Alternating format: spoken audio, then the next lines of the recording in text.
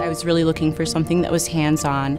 I wanted to be involved in my community and inspire social change, and I was thinking that was the best way to do it.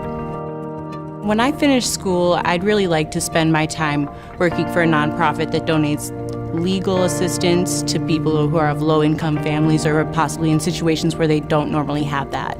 It's given me working experience. I've never had an internship before, so being able to come into this and apply my Spanish language learning skills, I've been able to apply things that I've been learning from all of my classes, and I've been able to test those out and put them into theory. Everyone's really nice, and everyone's not necessarily like-minded, but we're all working towards the same goal of social good in one capacity or another, and it's interesting to see people's different views on how we can get to the same conclusion.